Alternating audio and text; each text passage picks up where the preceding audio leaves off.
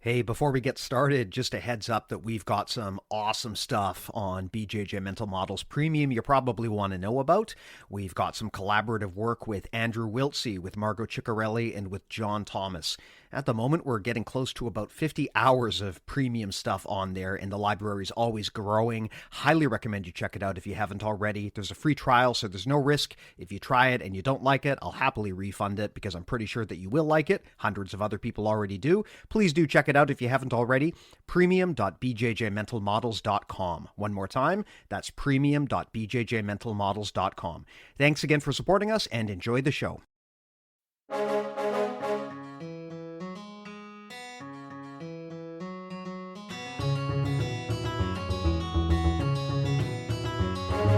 Hey, welcome to BJJ Mental Models, episode 188. I'm Steve Kwan. BJJ Mental Models is your guide to a conceptual and intelligent jiu-jitsu approach. And I'm pleased to be joined once again, by the mad professor of jiu-jitsu, Mr. Malachy Friedman. Malachy, how are you doing? Good. How are you doing? I'm doing okay. Like I mentioned earlier, I've got COVID at the moment, which sucks. I'm quarantined away from the family, but it seems to be pretty mild so far. So I'm crossing my fingers and looking forward to getting back to the real world once this stupid thing is over with. Is that your first time getting it? Yeah, it's round one for me. The whole family basically got it all in a one go. Everyone except my wife and kids, incidentally. So I'm kind of quarantined from them at the moment, but my folks got it. My brother's kids got it. Luckily, just mild cases across the board, though. We've all got our shots and it's been okay so far. But yeah, I'm just hoping I don't get some crazy, weird, long COVID thing. But other than that, it's okay so far. The weird thing about it is that everyone in my family has totally different symptoms. For me, I feel fine, but I just have crazy fatigue. Whereas for my dad, he's got nausea, and my mom, she's got a really bad cough. It's just a very strange thing. Everyone's having a completely different experience with it. I had brain fog for, I don't know, it felt like 6 months. Yeah, geez, that I'm not looking forward to. I mean, I'm like I said, I'm very tired, and kind of that manifests a bit as brain fog. But hey, on the other hand, that gives me an excuse for sounding stupid for the next 6 months or so. So if I say anything dumb on this call, I'm blaming the COVID. Yeah, blame COVID. Well, on that note, let's talk about something more fun. Let's talk about jiu-jitsu. And I specifically wanted to have this chat with you because I noticed that just recently you released a very specific, very topical new instructional. Why don't you give it a quick intro, because it's going to inform this conversation that we have here today. Sure. So I was approached by Jiu Jitsu X for instructional, and I'd already been kind of working out a half guard knee shield instructional, kind of laying the framework, because there's so much to a knee shield game, and there's so many ways that it can take you. And so once I approached me about doing an instructional, they said, when I got there, they're like, okay, we need 30 moves. And I'm like, hey, I can't teach this in under 90. So I think what he said was we did the longest single recording. So we went from I think 8 a.m. that day and finished around 6:30 p.m. with about a 30-minute lunch in between. And so they made it into 2 parts. But yeah, the reason why I chose knee shield, it being one of the guards that I'm always almost underneath an opponent, which is my favorite place to be. Not necessarily saying deep half guard is my favorite place, but being underneath my opponent, single X, one leg X, inside X, in any of those kind of positions where I'm underneath my opponent, I really enjoy. And the knee shield gets me there. Me wanting to take the back, knee shield, any half guard variation always allows for back entries. It's not complex as much as it is never ending. So I almost as my opponent has one hook in, I have one hook in an idea, even though it's from a different position, if that makes sense. So if we understand the half guard, if somebody does a forward roll, they do basically a truck position and take your back. Kind of I think everything's being called berimbolo now. So we'll just call it berimbolo. Everything's a bolo as long as your legs are connected together and it drags your opponent into your lap. And there's just so many things like that, and also we've gotten far away from playing on our knees as much, but at some point people need to take breaks, So if I'm going to play an opponent and they're going to play on their knees, I'm not going to play any other guard other than knee shield guard, just because of all the options that it gives me. And there's just so much good stuff. And I like to think about the knee shield as an offensive guard, but also as like a trap, a Venus flytrap kind of idea. Because if I get good enough at the knee shield, everything that you want, like whether it's my neck, whether it's an underhook, whether it's keeping me flat, whether it's pushing my knees together, whatever you want, set something up offensively for me. And so that's something why I really, really like and wanted to share as much as I know about the knee shield with other people, because like anywhere you try to attack me at, I have an answer, and my answer is 10 times better than what you were trying to do. Like if you were trying to push my legs together to start passing my guard, but I was able to kick out and take your back from that, the reward from that and the risk from that, what you took with just trying to squash me, for me, it feels like the deck is stacked in a guard player's hands when it deals with knee shield. Yeah, absolutely. Knee shield is a wonderful guard, and it's a very powerful one, and a guard that I'm only now starting to really understand is a lot more complex than I originally thought. I remember when I was, I guess, a blue belt was around the time I started first seeing people play half guard this way, where they would use their top side knee as a shield to prevent their opponent from driving forward. And I remember thinking at the time, okay, this is clearly a very powerful defensive weapon. It's a great way to control the distance. If you're a little guy, especially, and you're having trouble with these big guys cross-facing and squishing you, the knee shield is a very powerful distance management tool from half guard. But I didn't really think much beyond that, other than, hey, if I want to slow my opponent down and keep them at range, I should bring in my knee. And it wasn't until much later that I realized there's a lot more nuance to this position than I had originally understood. I mean, I always thought knee shield was just this one position, but it's come to my attention now that there are people who draw distinctions between the knee shield and Z guard or Z guard and 93 guard, and these are all considered different things. Whereas for me, I always thought, okay, well, there's just knee shield guard, but it can be valuable to break things down to that level because your opponent has different options depending on what kind of shield you've got. Not all shields are exactly the same. The angle of that knee makes a tremendous difference because it very much dictates what your opponent is likely to do. And you're right that beyond just using it as a defensive tool, once you get savvy enough with the knee shield, you can start using it as a trap because your opponent's responses are going to be pretty predictable when you set up a knee shield. You take away a lot of options from them, and that allows you to kind of funnel them down a path where you have a pretty good understanding of what they're likely to do. Yeah, completely agree. I wish I had said all that stuff.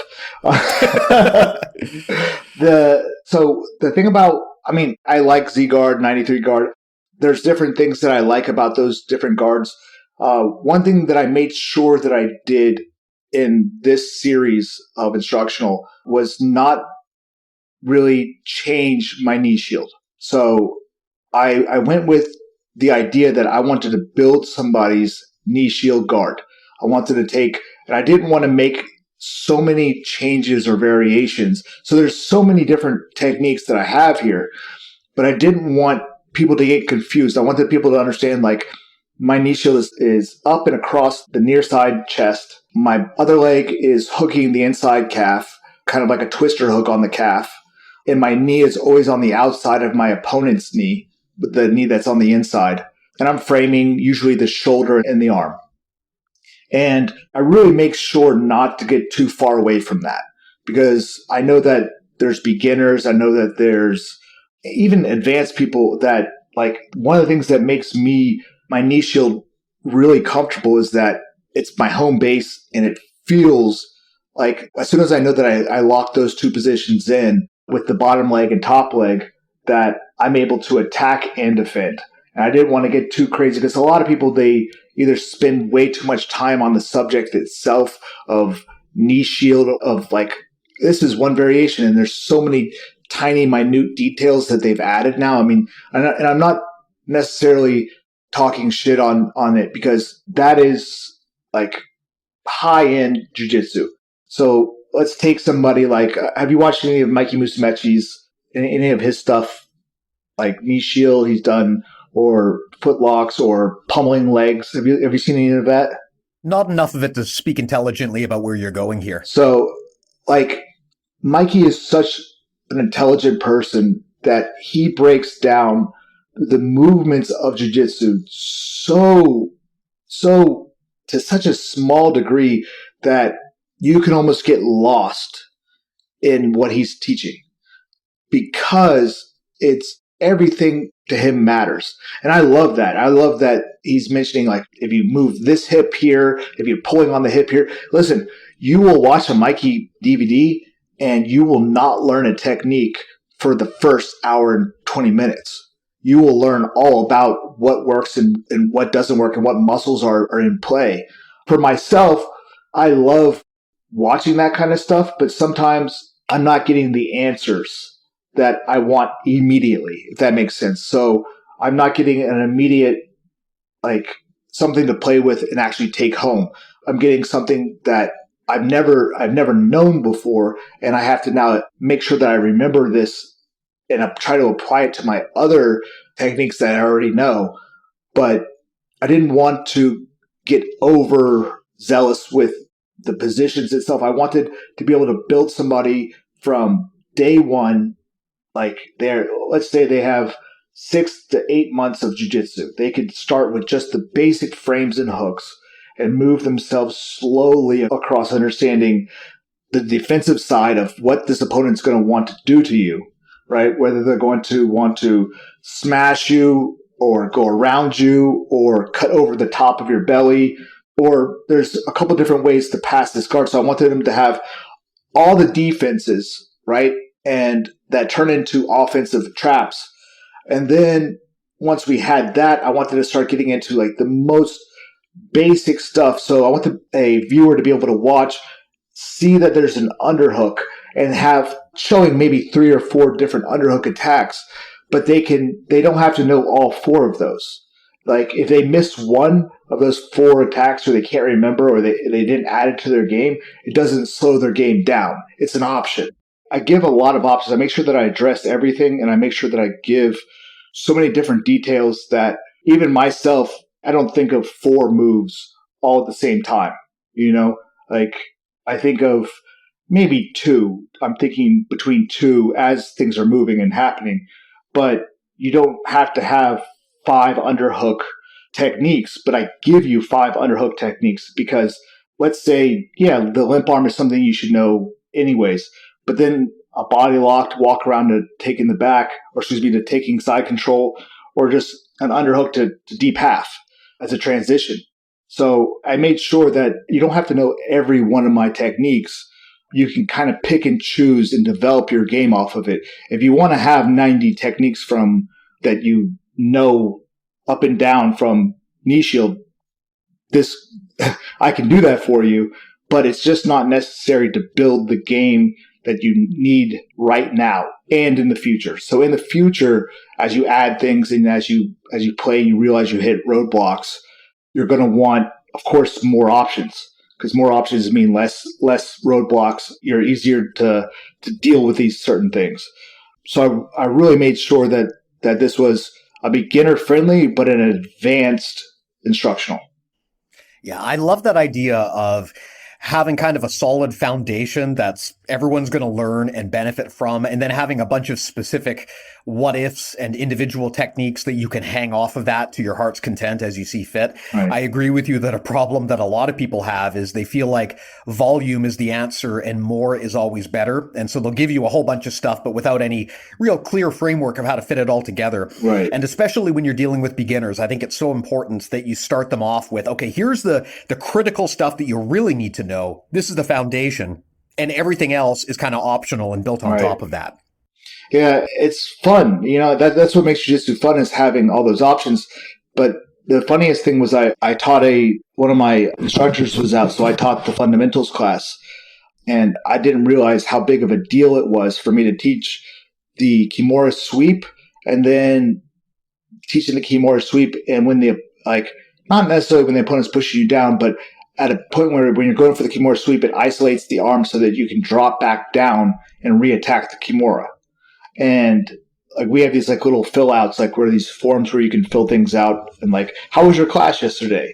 And he mentioned like, he's like, I've been getting stuck. This is so great that I have something that I'm able to fall back on. And I'm thinking, man, how basic that technique is. But yeah, like when you don't know it, that's not very basic. That opened up a whole nother way of something of Kimura that you're not necessarily hitting very often because you only know one way of looking for it or separating it. And that little hip bump Kimura and then dropping back down at an angle to finish the Kimura is something that is like invaluable because now they have an attack from there. Yeah, I get what you're saying. I think that's, it's funny, even at black belt, I still find myself learning and picking up little details and fundamentals that I'm kind of shocked I never knew.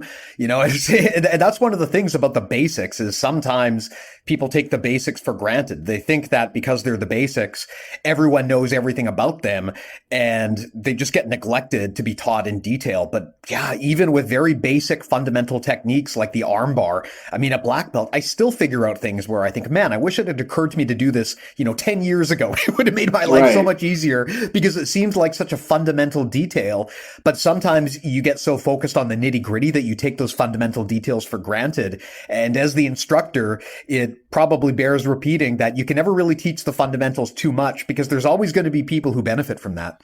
Yeah, something that came really into my notebook, and I'm always trying to like kind of push the limits with my own students and, like trying to figure out for kids really, really opens my eyes for adults because I have to break things down, not necessarily like, so we're talking about, I have some very, very, very good kids that are 4, 5, 6, and 7 years old. So like that very young age group.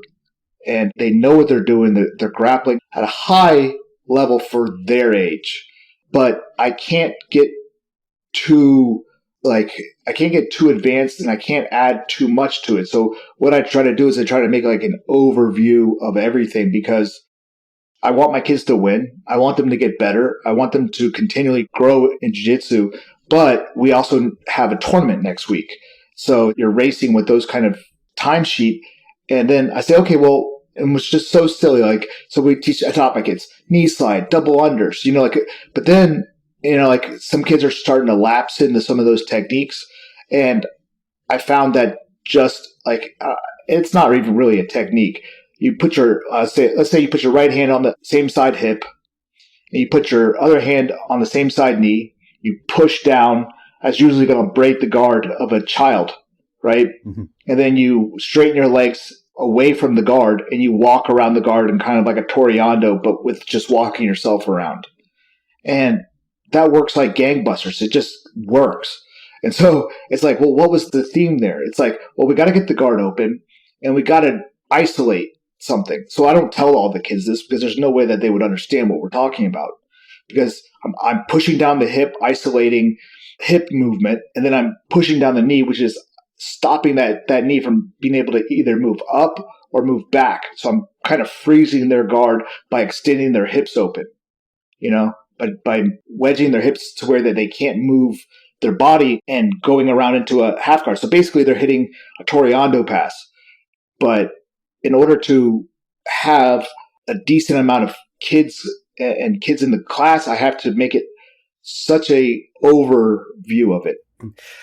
Well, I can kind of explain to you, I think, how we talk about this on the podcast, because this is something that comes up quite a bit. This idea that, look, in an ideal world, you could just carbon copy your brain into other people and teach them everything all at once. But in reality, people are at different stages in their journey. And sometimes it's not the right time to teach them the advanced stuff. You have to give people some basic building blocks, even if they're incomplete or sometimes even not entirely correct, but just enough to get them going and get them started so that they have something to build off of. And then you can kind of revise that later.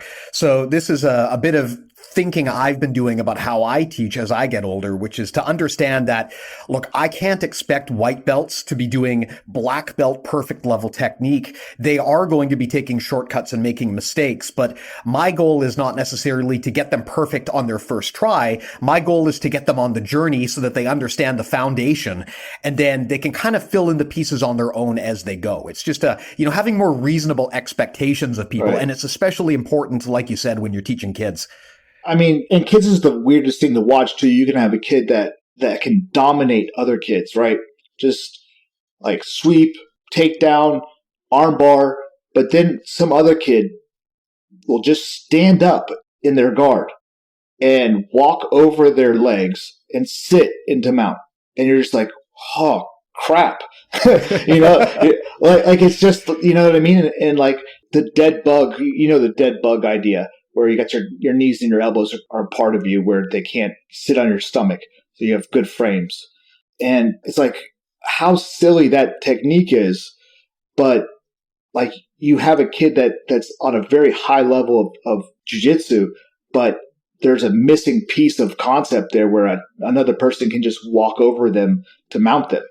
You know what I mean? Yeah. You don't really run into that with adults, because if an adult is able to armbar and sweep and do all these other things, usually nobody's standing above them and just walking over their feet to sit on their chest. So it's very interesting sometimes when you're trying to go about making a kid's curriculum or you're going about making a kid's lesson, is that you're like, I'm going to have to teach something that's not necessarily a technique at all.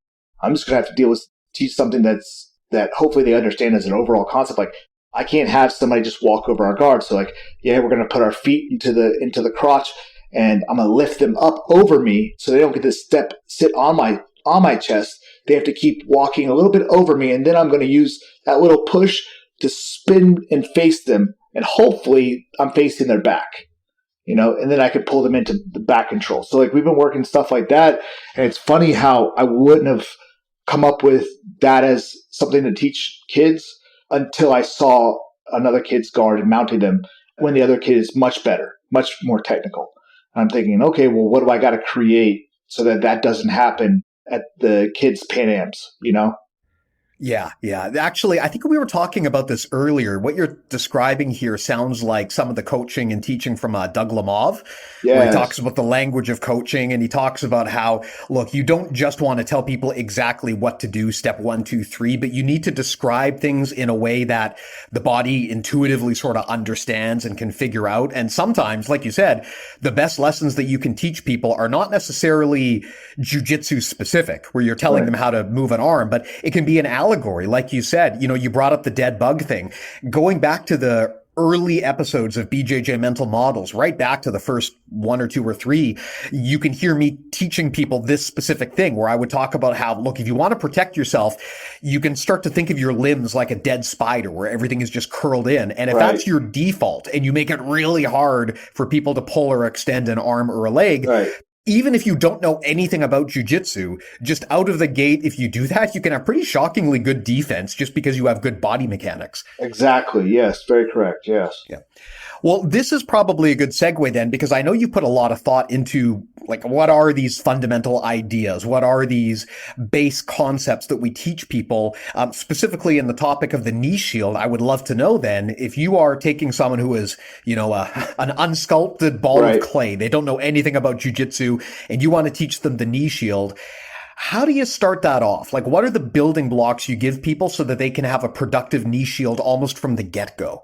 So immediately, the frame of the knee is super important. So we need to know that just starting, we got to start with half guard. Number one, your bottom leg's job is to keep the guard, right? That's the job of the bottom leg, is to keep that leg inside the guard so it doesn't end up into a passing sequence or a knee slide sequence or a toreando. So you have to make sure that you have control of the bottom leg. And usually, if the people are able to do it, I prefer kind of like a twister hook on the calf and it touching the floor so that it's locking that leg to the ground, that knee to the ground. Then we're talking about a knee shield. So we're talking about being able to carry somebody else's weight, right, with a frame. And one of our strongest frames is always going to be from our hip to our knee, to the knee. And if we frame that correctly, we should be able to take a massive amount of weight on top of us. The next thing is that we're always, what are we doing with our hands?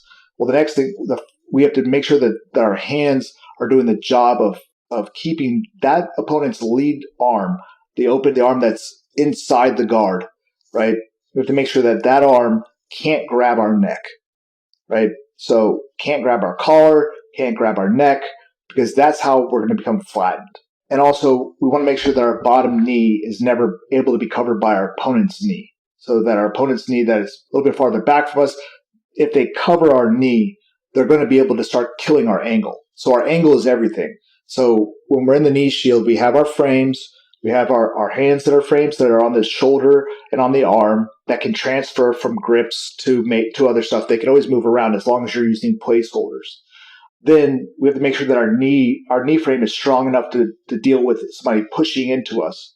And then we have to start opening up what our guard is going to do. So how am I better than this person in this position? Well, it's because I have an angle, right? With the angle, my underhook to the back is there. If my opponent's stupid enough to take the outside arm and cross over, he's just going to give me the back, right? So he has to play knowing that if I have the angle, I have the frame with my knee and my arms, and that my opponent has to respect what I'm doing there, because if they don't respect what I'm doing, I'm easily able to come around towards their back. I'm easily able to roll them over top of me, because if they put too much weight over top of me, then basically I'm just a giant Swiss ball. And they have to respect that I can easily get underneath my opponent.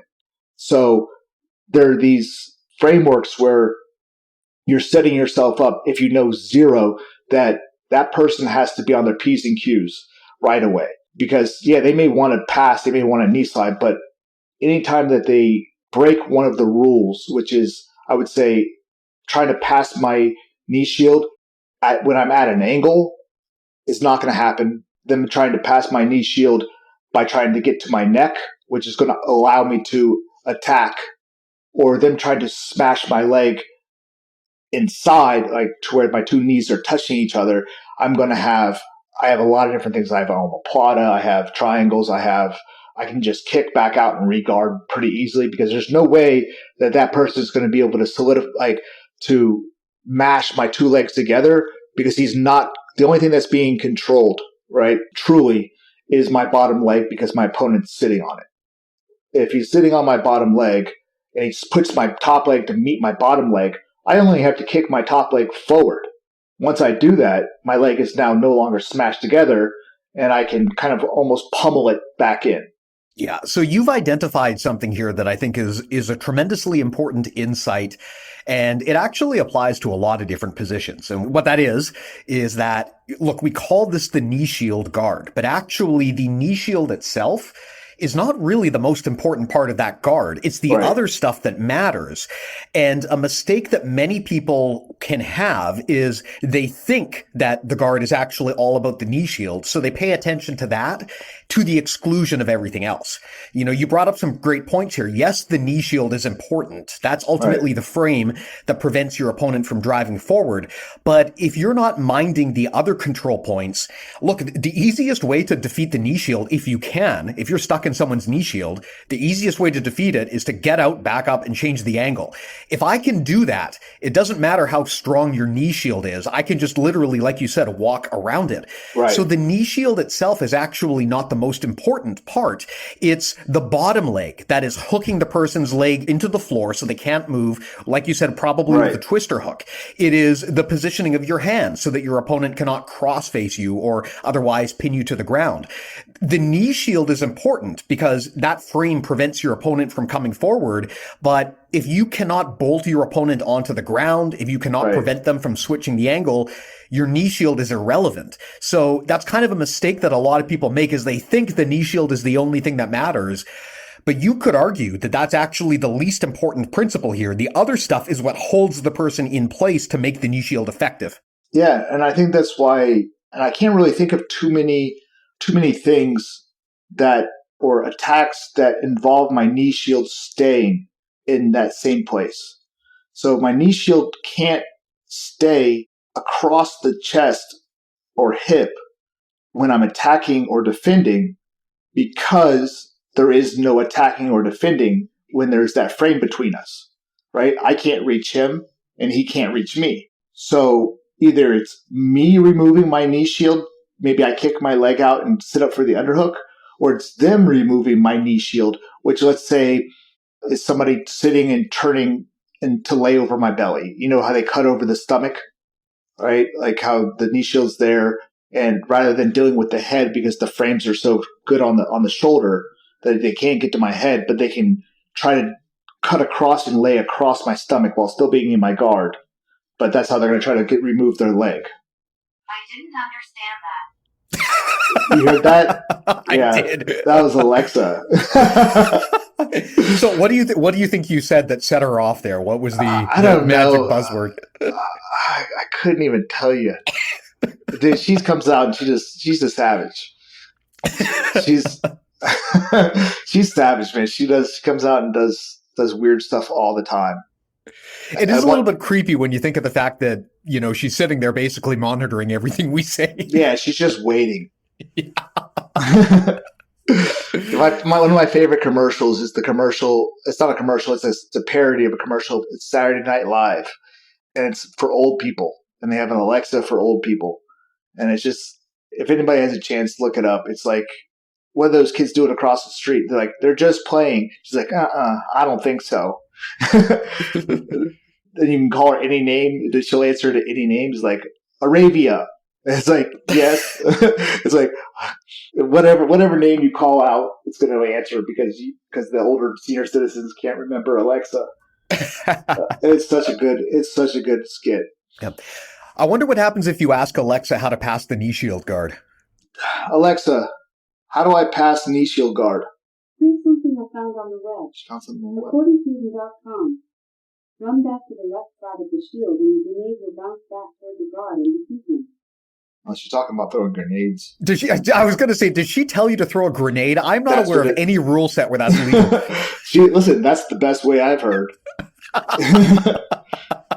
Yeah, hey, fair play. I don't care how good a black belt you are. Yeah. If I'm in your knee shield and I pull out a grenade, I guarantee you that knee shield is done. Yeah, we're all done doing everything.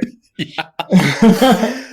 So, man, that's a new level of self-defense there that I hadn't even thought of. But anyway, So that aside, one question I would ask you, we touched on this a little bit earlier, but what kind of thought do you put into in terms of the angle of your knee shield? Like I said earlier, there's different ways you can do this. Some people like to have the leg more upright. Some people will flatten it. But I'd love to know, just at a high level, what do you advise in terms of what the angle should look like of that top knee shield that's matching your opponent? So I like my foot to be either pushing off on the hip, or 90% of the time I'm going to have that foot pushing off my hip. I'm just going to be aware of toe holds and steamer locks. I mean, once you get kind of comfortable with foot locks in a gi game, so I'm talking gi, right? With, because there's heel hooks and everything else. If you're getting comfortable with your knee shield, you should try to start with as many things as that are going to immediately stop you from playing that guard. And I think that's what a lot of people should understand also, is that, like, hey, heel hooks are great to learn and everything like that, but they can really stop the progression of you learning a particular position, because you're always getting heel hooked if you try that, right? Like, the guy just drops for a heel hook every time, and then you don't really get a chance to play your knee shield. So hopefully you're doing this in a environment where you're able to start to grow your game so that you're not constantly defending a heel hook or a steamer lock every toe hold every time. But I like my knee to go straight onto the near side breast, like right across the breast of my opponent that's sitting right next to me. So the same side, the opposite side of my free arm that's on the ground. Interesting. So you're basically cutting, I'm just trying to think of a way to explain it. So your knee basically is not on the same side pec, it's on the cross side. So sort of like how if you were doing a cross collar grip, you grab across the person's neck. No. Okay, so no, it would be on the same side pec. Oh, okay. That makes a lot more sense. Yeah. So it'd be on the same side pec. I'm just barely cutting off the shoulder in the pec. Yeah. So I'm not, because I don't like my knee shield to be low.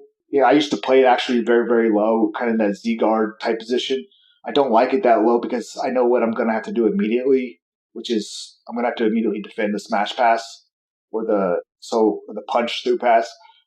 But I'm right at that angle. And one of the biggest things that I'm doing is that my opponent's free leg, right? My opponent's free leg, I'm making sure that my leg that's on the bottom is outside of their free leg.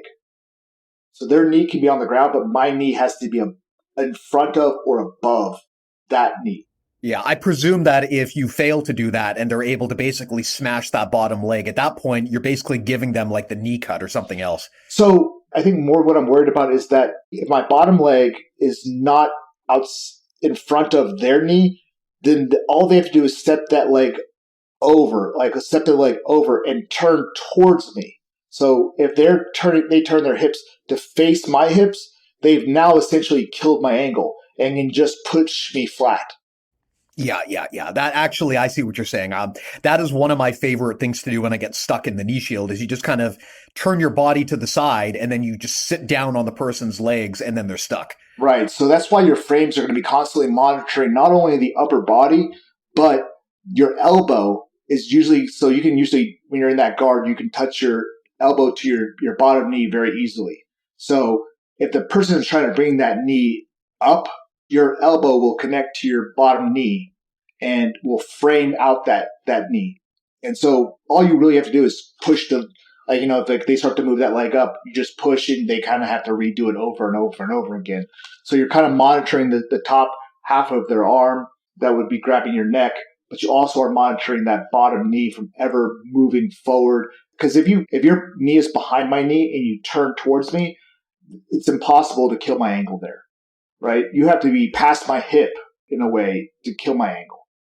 Yeah. I also really like that detail you brought up about how your bottom knee and bottom elbow need to be kind of tight together. That's one of the most important ways to prevent the guard pass if you're playing that position, because if there's space between your bottom knee and your bottom elbow, if your opponent is able to wedge their knee through, then now they've taken side control on you. Whereas if you can keep that elbow knee connection, it's like you said earlier, you're kind of like, you're kind of like a beach ball, and it's very hard for them to secure a pass, because if they manage to shoot by you, if you've got that elbow knee connection on the bottom, you can just roll up into a dog fight. Sometimes you can even come up to their back. So suddenly passing is no longer easy calculus for the person on top. Yeah, they're going to have to go at a different angle. So they're going to have to start dropping down. They're going to have to try to underhook my knee shield. They're going to have to start doing some real work that's going to put pressure on them. And so the best thing about the knee shield is that when they have to start looking for other ways to do things, that's where the traps and that's where the submissions are. In sweeps. Yes. Yeah, it's funny. I used to hate the knee shield because it felt like a stalling guard. It felt like, okay, you're in there and now the person on bottom is just defending and you're stuck there and you can't do anything. But then as I started to get more experienced and ultimately more strategic, I realized, no, this can actually be a good thing because it means I'm taking away my opponent's options. I'm putting up barriers that funnels them into very specific directions now that I can anticipate. Because like you said, if you can trap your opponent behind a knee shield and they cannot easily pass your guard, their options are now somewhat limited. I mean, instead of worrying about the potentially infinite things that a person inside your guard can do, if you put up a good knee shield, okay, they're going to do one of a handful of things. They're either going to back up and try to pass and change the angle, or they're going to try to smash me, or they're going to try to sit down on that bottom leg. There's just not that many things they can do anymore. And when I'm being attacked by someone in jiu-jitsu, I always want to make sure I can minimize the number of things that they could conceivably do, because if I can more easily predict what they're going to do, it's just easier to get ahead of the curve and go on the offense, right? Right. And I really think that for a beginner, it's so good to have, I would say, have a good closed guard, of course, but the next thing should be the knee shield half guard, because once you get adept at stopping people and you're starting to get sweeps and attacks, the knee shield half guard, I think, is the guard that is most likely is going to transform into other guards. So you can go to deep half guard, and from deep half guard, you can go to X guard, right? From knee shield, you can go to a lasso and start opening up your lasso game there. If your opponent decides to try to stand up, well, now you're going to start working reverse de la Riva. So you have a guard, as long as you have a really good base in that guard, you can start to venture out into these other guards. And if nothing's going on there or nothing's good there, you can bail back out to that knee shield. It's one of those things that if I'm on the mat and I'm training and I'm going against somebody that I don't know, right? Like I don't know how good they're going to be. I usually start off in that knee shield to gauge what I'm going to do with it, right? Whether or not, like, if they're going to be very aggressive passers, if they're going to be standing passers, if they're going to be, I can usually read their jiu-jitsu within the first 25 to 30 seconds in my knee shield. Yeah. If I can move you with my bottom leg, like by just scooting forward and like kind of like tilting you, I know that I'm going to sweep you. At some point, you don't understand what's going on here. I do. Or I can start to look for, I notice whether or not, if somebody isn't playing against my knee shield to fit offensively. So let's say they're offensive because I'm in a guard, right? So guard is generally a defensive term. If I'm in a guard, right, and their offense is stagnated and they can't move forward and they can't attack, I'm pretty sure that I'm going to sweep, pass, submit that person in that position, but also that the other things that they're going to throw at me are probably not going to be at the level either. So I can start to move into those other guards and feel more comfortable, because I don't just go out and, like, on a black belt, just go deep half to X guard. You know what I mean? Like knee shield, deep half, X guard. I don't go that. I'm not going to move that fast with that opponent not knowing what their ability is, Yeah. It's a good gauge position, the knee shield, because you kind of set up a defensive structure and then you can kind of see what your opponent does. But you did bring up something earlier, which is important, which is you do have to be mindful of your feet. I actually had someone do this to me just a few weeks ago where I went to knee shield and they estima locked me and I got so pissed off. That's like my least favorite thing to happen is someone pulls that off on me. But if you get sloppy there, which is what I did, it can happen. And that is a good reason why, like you said, when you're trying to figure out the angle of the knee shield, your knee should be sort of trying to touch the person's same side pectoral. That just creates a good shield angle where it's hard for them to squish you, right? You don't want your knee to be too far down because then they'll smash you. And also if your knee is too far down, that's when your foot gets exposed and they can attack it. But you also don't want your knee to be too far up because then it's not actually shielding you and they can just go right through your guard. So there's kind of a magic angle. And my favorite way to play the knee shield is where my knee, like you said, is just aligned directly with their same side pectoral muscle. I want to try to have it touching there so that they can't grab my heel. They can't just pass my guard easily. They can't stack me. It's just at an angle where it's a very strong, solid frame. And it's very hard for my opponent to bypass or break that frame. Yeah. I mean, the funniest thing is watching somebody, like, so once you feel really comfortable in this knee shield position, is watching somebody's approach. Because let's say I showed 90 moves, and let's say off of like the top of my brain in a roll, I'm only going over 12 to 18 different techniques in that position if they're going to play me there, right? So if they're going to play me in that position, sometimes I'm in auto drive, so I'm not really thinking, but on some of the techniques that I teach. But it's really interesting to see their choices to be made that they're going to make. And so if you get good at those kind of guards, and I feel like that's like almost any guard, really, but to see how they're going to attack a guard is kind of interesting when you're comfortable in that guard and you're pretty confident that you're going to stop or at least hold them off. If you're not going to beat them there, you're going to hold them off, and you can kind of like watch what your opponent's choices are, because they have to do a number of things before they start to pass it. And so, and that's the same thing for like spider guard as well.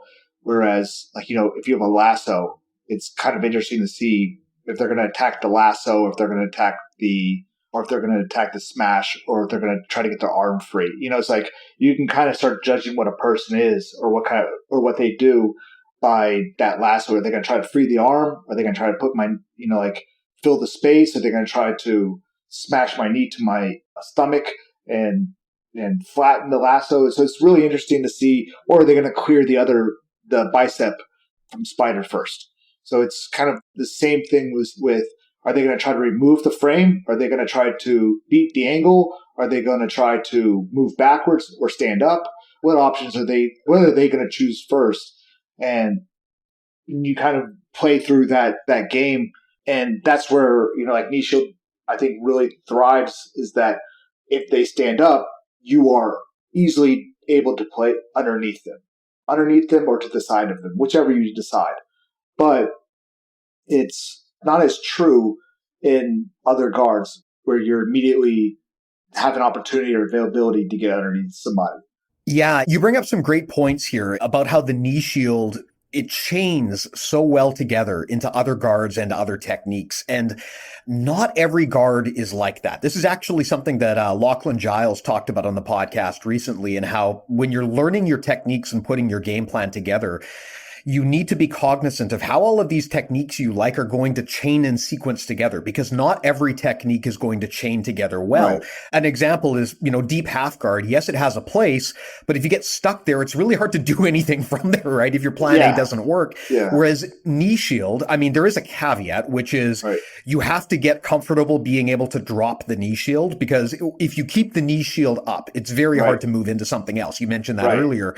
But if the energy from your opponent is right and you can get the right timing, knee shield can chain into almost anything. I use knee shield to chain into dogfighting, underhooks, single legs. I use it to butterfly. I use knee shield to chain into my favorite thing to do from the bottom, which is just stand up, right? Knee shield. Yeah, frame on the neck and come out. Exactly. It's such a powerful thing because it chains into almost every other guard, right? I'm sure there's exceptions, but it's just so good for leading into other guards. Yeah. So it becomes a very good waypoint position where if your opponent is aggressively trying to pass your guard and you just need to make space and slow them down, if you go to knee shield, now you've created a situation where you have a lot of options you can chain from that position. So it's a good waypoint position to get into if you feel like you're being overwhelmed and your opponent is just being super aggressive and offensive on the attack. Yeah, it is. And that's why I think it should be your second guard you learn, because let's say you don't have a butterfly. Let's say you don't have a spider or a lasso guard. And let's say you don't have really anything else. You just have those two guards. Well, you're going to be able to go back to closed from knee shield. And you're also going to be able to start to get comfortable in that realm of attacks and counters to where you're going to have time to wade in the waters of new guards. So if you've been really wanting to play X guard or single leg X, it's there. It's there as well. It's like just one pummel inside. And I usually hit my single leg X, so I kind of do it in a funky way. I'm not sure if I have it in this instructional. I wanted to make sure that nothing went so out of control.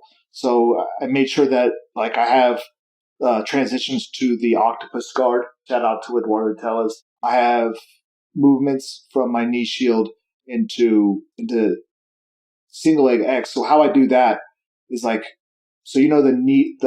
leg that's. So I have the single leg X, or excuse me, the deep half. I take the leg with the knee that's on the ground. So not the leg that's straight. I grab my arms over the hip, right? And I pull that over my chest. And I throw my bottom leg that was hooked that was playing on bottom of half, and I throw that over the shoulder. And that sets me up right into a single leg X on the opposite side. And it's fairly easy to do, which is kind of weird. And because I stopped going for single leg X just from straight half, because things would get kind of tight. You remember Marcelo's whole entries into those, with the butterfly hook? So basically Marcelo would just put a butterfly hook, grab the knee, kick the leg straight, and pull at the knees and throw the single leg X in at the hip. So that's kind of the process that I used to use for my knee shield to single AX. Now I go to the far hip and I pull that far hip over me, and I just use the leg that's already in the middle to go over the hip on the opposite side. Got it. It's hard to talk jiu-jitsu when you're, but it expands so well. It really gives, so you should get good at it. Like if you get good at the knee shield, you're going to have a home base, and that home base is going to allow you to explore. And so like I always tell people that are starting to do that, to make sure that when they're exploring, to have a way back, be smarter than Hansel and Gretel. I'm not sure if they were smart or not smart, but didn't they left cookies and the birds ate them or whatever? They left something and the birds ate, so they didn't know their way back. Yeah. But be the reverse Hansel and Gretel and do something not stupid and make sure that like, okay, I'm going to explore. I feel comfortable in my knee shield. I'm going to explore single leg X, or I'm going to explore going into X guard from knee shield. And so you realize, okay, I'm going to touch this base a little bit, but you realize the exit back out. That's one of the things that throughout my jiu-jitsu, that when I was exploring different techniques, that I always made sure I knew how to get into it and also how to leave it. Mm-hmm. Because I didn't want to get to a position where like I'm in single leg X and like this guy's better than me in this position. I can feel it and I don't know how to go back to something that I can beat him at. So I want to be able to retreat if I need to. And so kind of being able to say like, well, I'm going to go into single leg X and I'm going to learn how to get to X guard, and I'm going to learn 2 sweeps from X guard, right? 1, 2. So like the basic trip and the basic technical stand up, right? The trip where you knock backwards and the technical stand up where I extend my opponent out and I come up to my knees or my feet. And then I go, well, if those 2 aren't working and you're feeling like there's pressure, you should be able to go backward, find a way back out. So whether that means exiting your X guard into a single leg X and slowly getting your partner back in, whether that means exiting into a seated guard, like always have a way out where you're just not playing X guard and that's all you can play. Be able to extend your opponent, be able to place them back into another guard that you feel confident in.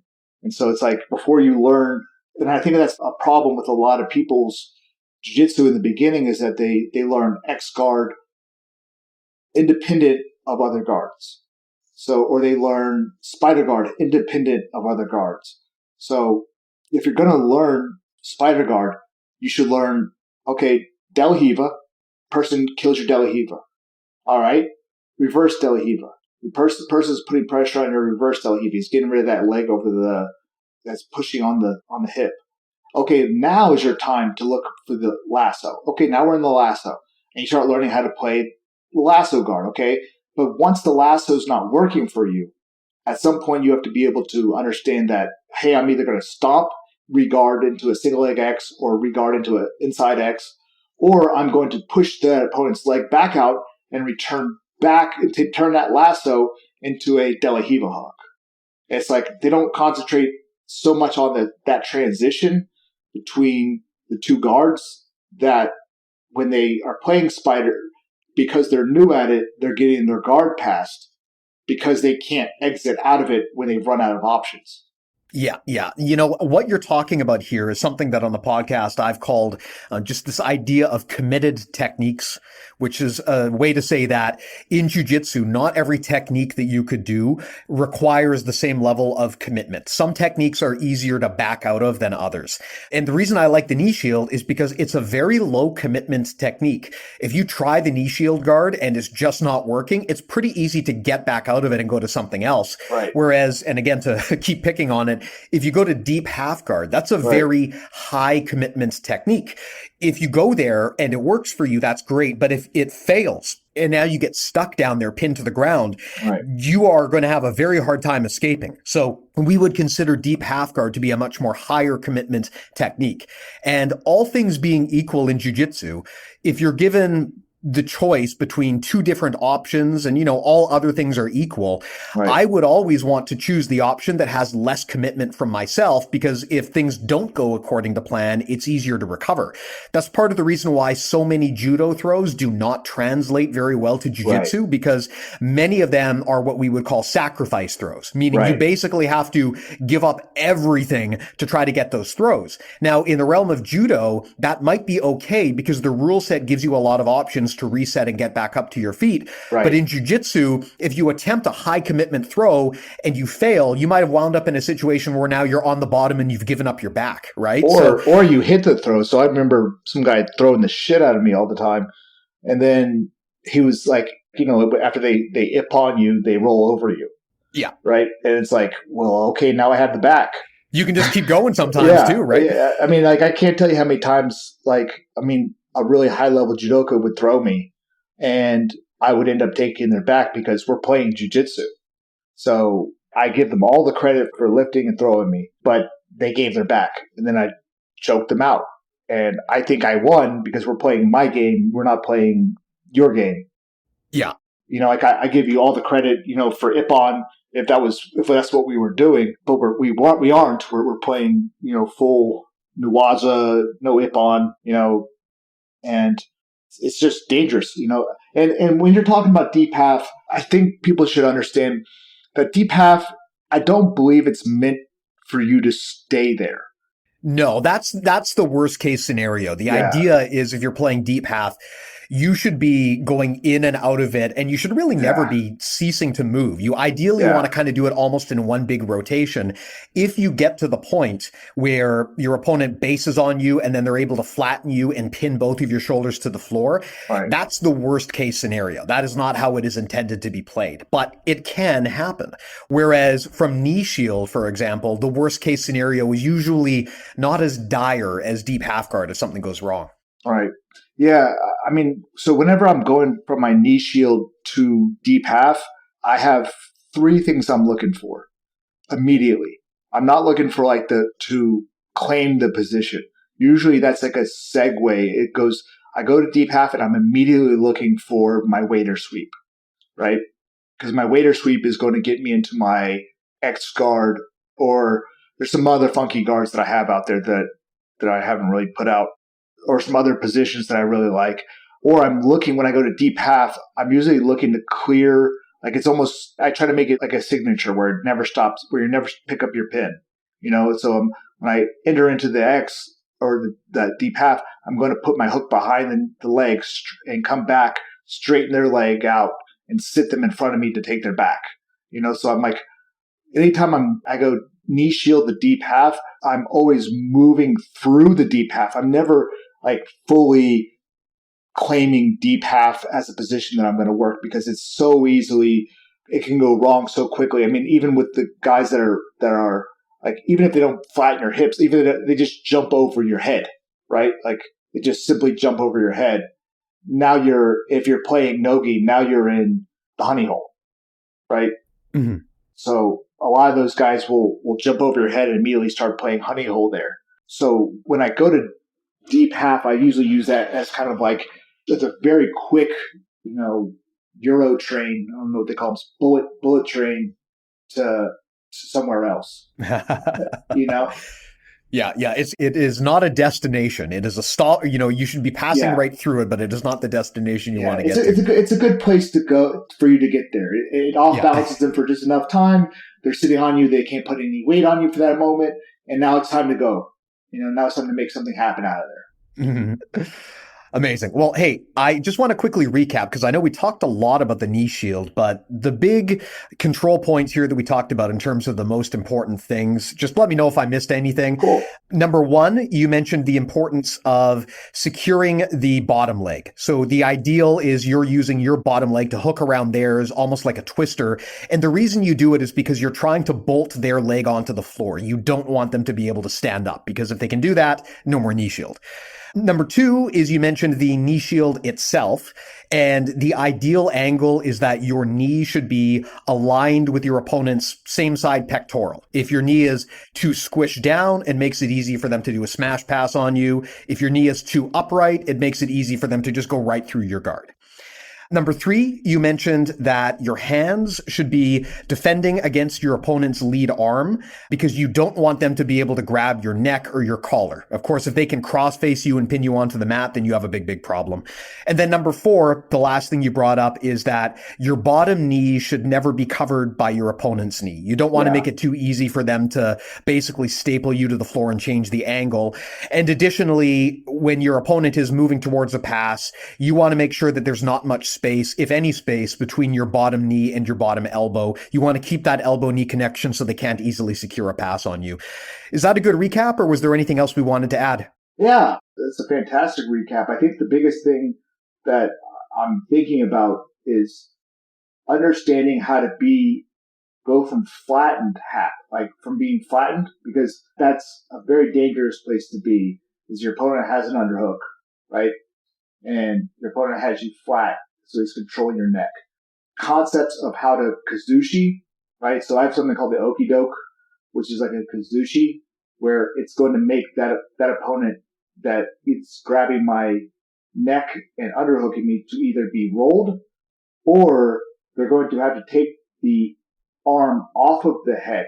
Mm-hmm. Once my opponent removes their arm off my head to post so they don't get rolled over, I'm then able to take that underhook arm and turn that into those 2 frames. And then I'm able to scoop my hips out because now there's space for my hips and get my knee inside. And so I think that's one of the most important things to know is that, like, my job on top half is to flatten you out. That's my job. My job is to make you flat, uncomfortable, and knee slide through. Probably going to knee slide. Your job is to have a very good understanding of how to undo the controls that I have. So if I have your neck and underhook, you're not going to be able to pummel an underhook back when you're flat on your back. So that's stupid. Don't do it. Just don't waste your time, right? I'm going to have to, at some point, kazushi make you to the open side to where your knee is open, to make you open up and post to your free side, right? Because you're currently in control of my position, and I want to move you off my position so you post elsewhere, so there's movement of my hips and freedom of my arm to come in and start fighting the hand that was on my neck, and then more freedom after that to start scooting my hip out so that I can now enter my knee shield. Right. So that's a huge thing.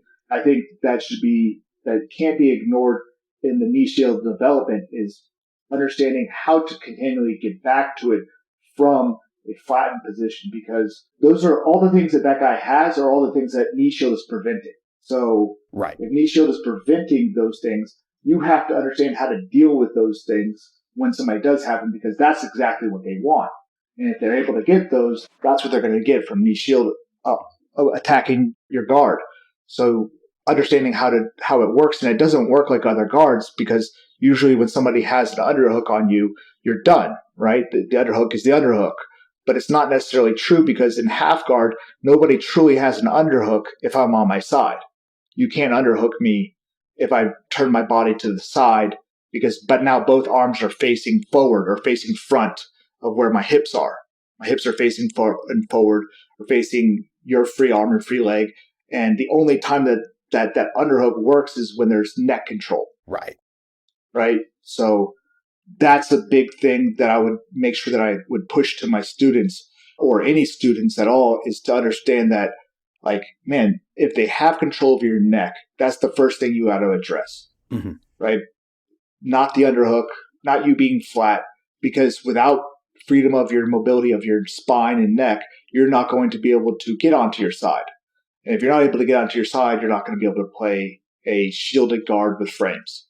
Right. Yeah, I'd actually love to do a whole conversation on that at some point, because the whole half guard game almost entirely falls apart if you're getting pinned onto the ground. And I think that it's harder to get out of that than we give it credit for. And I'd love at some point to explore that in detail, probably a topic for another day. I would ask though, Malachy, we've had a good conversation about the fundamental base of how the knee shield works and what the main concepts are. But as you mentioned earlier, there are myriad variations combinations of what you can do from there, almost as if someone could make a whole instructional about that. And if someone wanted to buy such an instructional, where would they go to pick that up? So I did a instructional with Jiu Jitsu X. They're putting out really, really aesthetic stuff, number one. So it's a pleasure to be on that and to see the aesthetics of how they do it. And they're also working really well with instructors.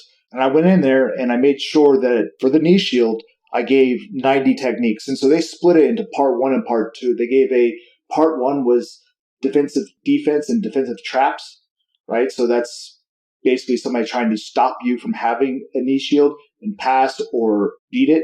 And then the offensive side of it, which is the attacks that I can do once I start feeling comfortable and I'm actually more moving forward rather than being set up by them. And the funny thing is that I see I get the dashboard and I can see how many people have bought part 1 and part 2, right?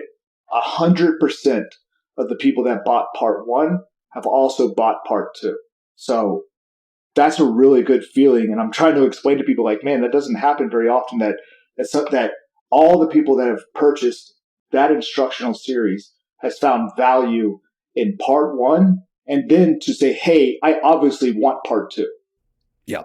So 100% conversion is pretty good. 100%. And that's the coolest thing about it, was seeing that and being like, this means this was good. I did a good job. Like, I'm always a little bit critical and worried about, like if I'm talking right, if I'm, sometimes, like I said, I got brain fog and I'm not always, like the easiest to explain things. Sometimes I'm in the zone, sometimes I'm not.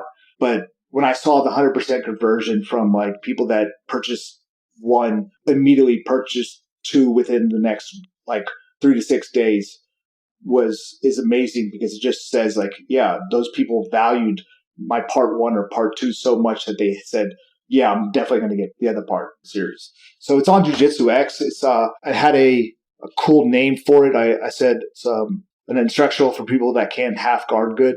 So using a little bit of Zoolander. I'm always down for a little bit of Zoolander. Yeah. So I threw a little bit of Zoolander in there, and I wanted to make a whole, like, I think it's the cool cover this time, where I was going to have, the Zoolander thing. So that's what it's called. It's on Jiu Jitsu X. If you go to Jiu Jitsu X, they'll give you, I believe, 6 techniques from each series, from each parts. So you can check to see if that's something that you're interested in. The biggest thing I wanted to make sure was that I wasn't like everybody else. So on this instructional, 100% you're going to see things that you've never seen before. Like, that's something that I'm big on. Like, there's a certain number of things that people have seen, but I make sure that there's a good, healthy dose. Because if you could just buy like one of these guys from BJJ Fanatics Domination Half or whatever, you know what I mean? And I have basically the same stuff. And then and that's really something that irks me about the instructional game itself, is that we're so easily, whatever name comes in or whatever somebody does, it's like they can just throw just crap out the window, and we'll be like, oh man, I hope it's good. And it's not good. It's what everybody else has. It's the exact same thing. I made sure that this was not like a duplicate of anybody else's stuff, that there wasn't I made sure that I went really deep, and I made sure that I even, that stuff that I'm like, I experiment with, or I have different ideas. I don't know if you saw my judo throw half guard technique. No, but I got to check this out. Check it out. It'll be from the Udageishi or something like that. But it's the jiu-jitsu, it's a judo throw that all jiu-jitsu guys use, because it's like super flashy. And like, if you've ever done like throws for your belts, like, if you get your black belt, you get thrown, or brown belt, you get thrown. Like, almost every jiu-jitsu guy uses this. And it's one of those techniques that I thought, well, can I use this in half guard? And sure as shit, it works awesome. It works amazing. And the cool thing about it is that the guy will be flipped over his head from half guard. So it's, I made sure that each time I put something out, I'm at least proud that it's an original instructional. It's not something that's regurgitated with a different big name on it, and they just take 6 hours to explain like 12 techniques. There's 12 techniques in 4 DVDs. And these guys are talking forever and saying the same thing over and over and over again. I really can't stand money spent on that kind of thing, So it was one of those things that if I was going to be on a platform and a Jiu-Jitsu X platform, and I was going to be saying that this is a knee shield guard, I was going to make sure that it was up there with the ranks of Titans. So if there's anybody with a knee shield guard, I think they have Jake McKenzie. I haven't looked at his stuff lately, but Jake McKenzie's a half guard god. So I wanted to make sure that mine was up there, that it was among those that are super innovative, that are super talented, and they put a lot into their instructionals, not just the name value, Right. Yeah. And for everyone who's interested, I'll just throw a link to that right into the show notes here. So just pop open your podcast player, check out the show notes, and there should be a link you can just tap if you want to go and grab that instructional. So thanks a lot, Malachy. I really appreciate that. And of course, for anyone out there who wants to support our stuff, you can go to premium.bjjmentalmodels.com. That's the best way to extend your involvement with BJJ Mental Models. There's a ton of awesome content on our premium service, over 50 hours of audio masterclasses with people who are frankly far smarter than me in the jiu-jitsu community.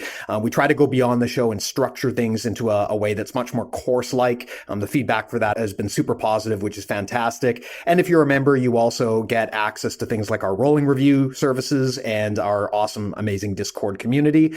So again, there's a free trial. I highly recommend checking it out if you haven't already. Premium.bjjmentalmodels.com. And I also appreciate you coming by and talking knee shield with me. It's, like you said, probably a fundamental that most people don't consider a fundamental, but they should. It should be something that everyone learns because it is so versatile and so useful. Yeah, I wish I could beat that over the head of people. People are going to do what they're going to do. but if I could force you to buy my DVD, you would have a fucking amazing knee shield guard. You would have an amazing knee shield guard. You would look so good on the mat. Yeah, well, there's only one way for people to find out. So again, check that link in the show notes. But thanks a lot, Malachy. I greatly appreciated this chat. I thought this was a fun one. Oh, thank you so much. Next time we can go crazy. We can talk about weird stuff. Well, we already talked about using a grenade to pass someone's guard, so that's kind of a new one for the podcast. I always want something to be weird. We gotta make something weird. Awesome. And of course, to everyone out there who listens to us, thanks as well to you as well. And we'll talk to you next week. Bye.